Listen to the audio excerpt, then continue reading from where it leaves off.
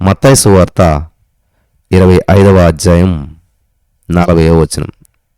మిక్కిలి అల్పులైన ఈ నా సహోదరులలో ఒకనికి మీరు చేసితిరి కనుక నాకు చేసితిరని నిశ్చయముగా మీతో చెప్పుచున్నానని వారితో అనెను.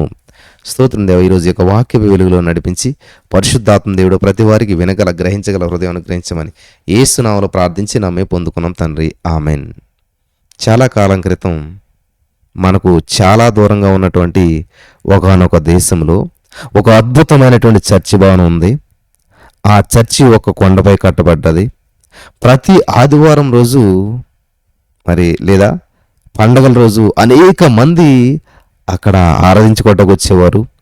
వేలాది మంది ప్రజలు చర్చికి వెళ్ళేటప్పుడు ఆ కొండపైకి ఒకే దిశలో నడుస్తూ ఉన్నప్పుడు వారంతా కూడా చీమల బోర్లు చీమల్లా కనపడేవారు అంటారు. ఆ చర్చి బ్రహ్మాండమైనటువంటి స్తంభాలపై కట్టబడింది. హాల్ చాలా పెద్దది. ఒక చివర నిలబడిన వారు రెండో చివర నిలబడినటువంటి వారిని చూడలేరు. తెల్లని పాలరాయి నేలంతా కూడా పరిచారు. శ్రావ్యంగా పాడే ఆర్కెస్ట్రా వారు ఆ చర్చిలో ఉండేవారు. ఏదైనా సరే పండగల సమయంలో ఆ చర్చిని దీపాలతో చక్కగా అలంకరించేవారు. అప్పుడు ఆ చర్చి అందం చూచటానికి 2 కళ్ళు సరిపోయేటువంటివి కావు. ఆ చర్చికి ఒక పెద్ద గోపురం ఉంది. దానికి ఒక పెద్ద గంట కూడా కట్టబడింది. ఆ గంట చాలా ఎత్తులో ఉండేటువంటిది. అంత ఎత్తులో ఉండటం వల్ల ఎవరికి కనపడేది కాదు, కానీ ఆ గంట శబ్దం మాత్రం అందరికీ వినపడేది. కనపడేది కాదు కానీ వినపడేది. ఆ గంట పక్కనే కొన్ని చిన్న చిన్న గంటలు ఉన్నాయి. ఆ చిన్న చిన్న గంటలు చర్చి కట్టబడినప్పటి నుంచి అక్కడ ఉన్నాయి. అవి ప్రపంచంలోనే అందమైనటువంటి గంటలు. ఈ యొక్క గంటల రవలి ఎంతో శ్రావ్యంగా ఉండేటువంటిది. ఒక గొప్ప సంగీతకారుడు ఆ గంటలను పోతపోశాడు. అందువల్లనే ఆ గంటల రవలి అంత శ్రావ్యంగా ఉంటుందని చెప్పి కొందరు అనుకునేటువంటి వారు. మరికొంతమంది చాలా ఎత్తులో ఉండటం వల్ల గాలి స్పష్టంగాను శుద్ధంగాను ఉండటం వలన వాటి యొక్క రవలి అద్భుతంగా ఉంటుందని చెప్పి అనేటువంటి వారు కొంతమంది. అవి ప్రపంచంలోని అద్భుతమైనటువంటి రవలి అని చెప్పి అందరూ ఒప్పుకునేవారు. కొందరైతే దేవదూతలే వాటిని మ్రోగిస్తారు కాబట్టి అవి అంత అందంగా శ్రావ్యంగా అందంగా ఉంటున్నాయి, వాటి యొక్క స్వరం అంత వినసంపుగా ఉంటుంది అనుకునేటువంటి వారు కొంతమంది. కొందరు గాలి ఆ గంటలను కదుపుతుంది అనేటువంటి వారు. అయితే చాలా సంవత్సరాలుగా ఆ గంటల రవలిని ఎవరు కూడా వినలేదు. చర్చి పక్కనే ఉండేటువంటి ఒక వృద్ధుడు మాత్రం తరచూ ఒక మాట చెప్పేవాడు. అతని అమ్మ తన బాల్యంలో ఆ గంటల రవలి విన్నప్పుడు, ఆ సౌండ్ విన్నప్పుడు వాళ్ళ అమ్మగారు ఆ శబ్దం మహాద్భుతంగా ఉన్నదంట. ఇప్పుడు ఆ గంటలను విన్నటువంటి వారు ఎవరు లేరు. ఆ గంటలను మానవులు ఎవరు మ్రోగించరాదు. అక్కడ ప్రజలకు క్రిస్మస్ రోజు సాయంత్రం వేళ యేసుక్రీస్తు ప్రభువారికి కానుకలను సమర్పించేటువంటి అలవాటు ఉందంట. ఎప్పుడైతే గొప్ప కానుక దేవుని సందులో ఉంచబడుతుందో అప్పుడే ఆ గంట రవలి వినబడుతుందంట. దేవునికి వచ్చేటువంటి కానుక విషయంలో అందరూ కూడా అలక్ష్యంగా ఉన్నారని, అందువల్లనే ఆ యొక్క గంటల శబ్దం వినబడడం లేదని చెప్పి చాలామంది మేధావుల భావన. చూసారా, ఇంపైన కానుక ఎప్పుడైతే దేవునికి సమర్పిస్తామో ఆ గంటల యొక్క శబ్దం అద్భుతంగా ఉంటుందంట. గమనించాలి, ఇదేదో కథ అనుకోకండి. ఏదేమైనా కానీ చాలా కాలంగా గంటలు మోగటం మానేశాయి. మనం దేవునికి ఇచ్చే విషయంలో నిర్లక్ష్యం చేసేసాం అని అర్థం అన్నమాట. ప్రతి సంవత్సరం అనేక మంది ధనవంతులు చర్చికి వచ్చేవారు. ఇతరుల కంటే గొప్ప కానుకలు ఇవ్వాలని చెప్పి అందరూ ఆశించేవారు. కానీ ప్రతి ఒక్కరు కూడా తమకు అక్కర్లేనటువంటి దానిని మాత్రమే ఇచ్చేవారు. తమకు కానుకకు ప్రియులు గమనించాలి, అంత ధనవంతులు వేసినటువంటి కానుకలకు ఈ గంటలో వినపడుతుందేమో అని ఆశించేవారు. మనం ఇంత పెద్ద కానుక ఇస్తాం కదా, ఈ గంటల సౌండ్ వినపడుతుందేమో అని ఆశించేవారు. అలా ఆశించేవారు అందరితో చర్చ అంతా నిండిపోయింది. ఒక్కరు కూడా వినపడతలేదు. ఆరాధన అద్భుతంగా ఉండేది, కానుకలు విపరీతంగా వచ్చేవి, కానీ గంటలు మాత్రం మోగేటువంటి కాదు, ఎవరికి వినపడలేదు. ఆ ఊరికి కొంచెం దూరం ఒక గ్రామం ఉంది. ఆ గ్రామంలో పెడ్రో, యాండీ అనేటువంటి 2 బ్రదర్స్ ఉండేవారు. Pedro, Andre. వారు ఈ చర్చి గోపురాన్ని చూసి క్రిస్మస్ రోజు ఆ చర్చిలో ఆరాధనకు వెళ్ళాలని చెప్పి కలలు కనేవారు. ఆంటీ ఆ చర్చిలో క్రిస్మస్ ఆరాధనలో కానుకలు స్వీకరిస్తానికి యేసుప్రభువే స్వయంగా వస్తాడంట, మనం ఆయన చూడగలిగితే ఎంతో అదృష్టం అన్నాడు పెట్రో. క్రిస్మస్ రోజు ఎంతో చలిగా ఉంది, మంచు కురుస్తూ ఉంది. వీరిద్దరు కూడా కాలి నడకన నడుచుకుంటూ చర్చికి బయలుదేరారు. చీకట పడే సమయానికి వారు ఎలాగైతే చర్చి సమీపానికి వచ్చారు, రోడ్డు పక్కన ఎవరో మూలుగుతున్నటువంటి శబ్దాన్ని ఆ యొక్క పెడ్రో విన్నాడు. అది ఎవరో అని చూడటానికి పెడ్రో దగ్గరికంట వెళ్ళాడు. ఆమె యొక్క పేద ముసలి స్త్రీ చలికి నడవలేక కూలబడిపోయింది. ఆమె ముఖం మీద మరి మంచు కురిసింది. ఆ మంచు పడటం వల్ల పెడ్రో ఆ మంచు అంతా తొలగించాడు.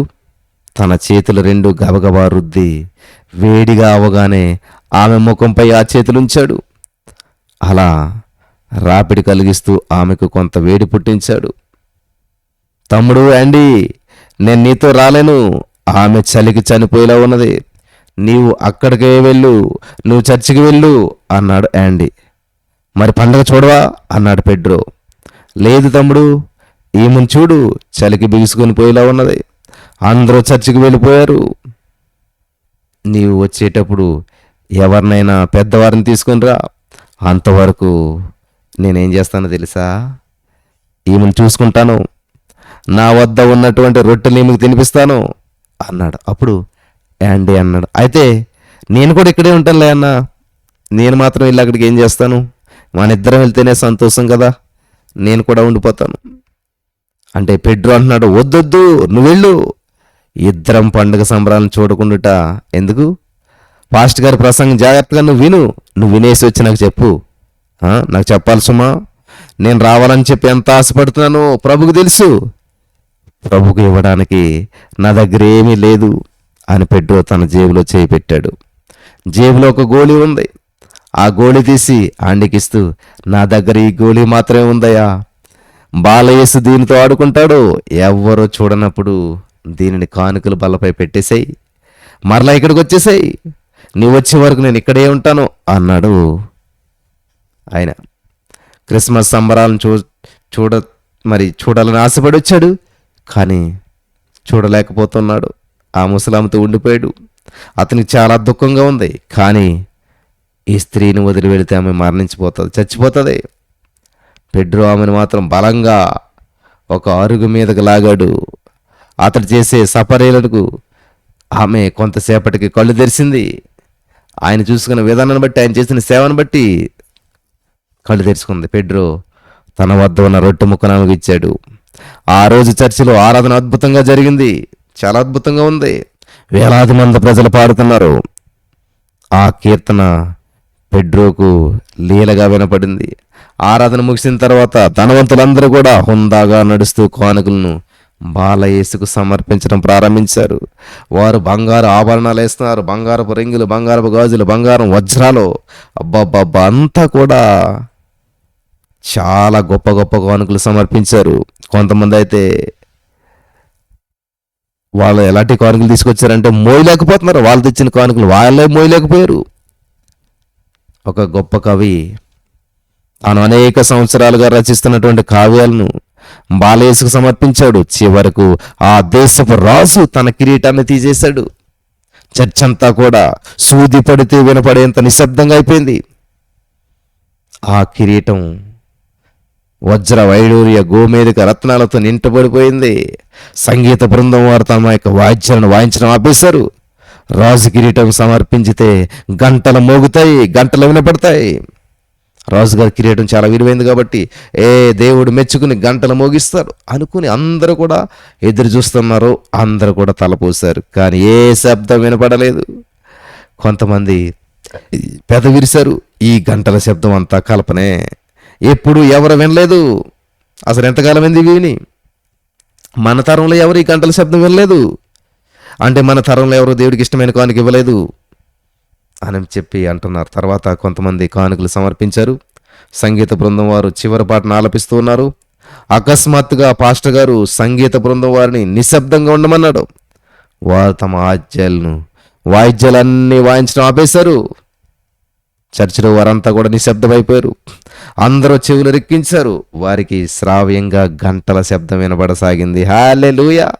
ఆ శబ్దం ఎంతో మధురంగా ఉంది. ఎప్పుడూ అంత మధురమైనటువంటి శబ్దాన్ని వినలేదు. అందరూ కూడా తల త్రిప్పి కానుకలుంచిన స్థలం వైపు చూశారు. ఏ గొప్ప కానుక చాలా కాలంగా నిశ్శబ్దంగా ఉన్న ఈ గంటలు మోగించిందో చూడాలని అందరూ కూడా ఆశించారు. ముందు వరుసలో కూర్చున్న వారు మాత్రం ఆండీ తన చేతిలోని గోళీని కానుకలలో ఉంచుట చూశారు. హల్లెలూయా! హల్లెలూయా! దేవునికి స్తోత్రం కలుగును గాక. ఇంతకీ ఆ గంటలను మోగించేలా చేసింది, ఆ గంటల శబ్దాన్ని వినిపించేలా చేసింది ఏంటి తెలుసా? ఒక గోళీ.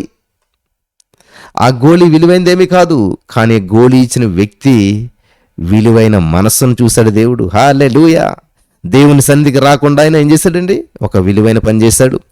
ఒక ముసలామె ప్రాణాన్ని కాపాడి ఆమెకు పరిచర్య చేస్తూ అక్కడ ఆగిపోయాడు. ఆయన మనస్ఫూర్తిగా ఇచ్చిన ఆ గోళీ ఆ యొక్క గంటలను మోగటానికి కారణమైంది. ఆ ముందు వరుసలో ఉన్న వాళ్ళు చూసి ఈయన ఏం కానుకేశాడని చూస్తే గోళీ. అందరూ ఆశ్చర్యపోయారు. రాజుగారి యొక్క కిరీటం వజ్ర వైడూర్యాలతో ఉన్న కిరీటమే ఈ యొక్క గంటలను మోగించలేకపోయిందే, కేవలం ఒక గోళీ మోగించిందా అని చెప్పి ఆ సేవకుడు, అక్కడ ఉన్న సచివారు అందరూ కూడా ఆశ్చర్యపోయారు. హల్లెలూయా! హల్లెలూయా! ఆ గోళీ అద్భుతాన్ని సృష్టించింది. ఈ రోజున ఈ మాటలు వింటున్న ప్రియులరా, నువ్వు దేవునికి ఎంత ఇచ్చావు, ఎంత పెద్ద కానుక ఇచ్చావు, ఎటువంటిది ఇచ్చావు అనేది కాదు, కానీ ఎటువంటి మనసుతోటి ఇస్తున్నావు, ఎటువంటి హృదయంతో ఇస్తున్నావు అనే దాన్ని బట్టి, కానుకనే కాదు, నువ్వు ఇచ్చే సమయం, నువ్వు ఇచ్చే ప్రతిదీ కూడా, నువ్వు చేసే స్తుతి కూడా, నువ్వు చేసే ప్రార్థన కూడా ఎటువంటి మనసుతో, ఎంత సమయం, ఏ విధంగా చేస్తున్నావు, ఎన్ని గంటలు చేసేస్తావు ఇదని చూడగానే దేవుడు నీ మనస్సు ముఖ్యం. ఎటువంటి మనసుతో నువ్వు చేస్తున్నావు దాన్ని బట్టి దేవుడు నీ జీవితంలో అద్భుతం చేయడానికి ఆయన ఇష్టపడుతున్నాడు. హల్లెలూయా! నమ్ముతున్నారా?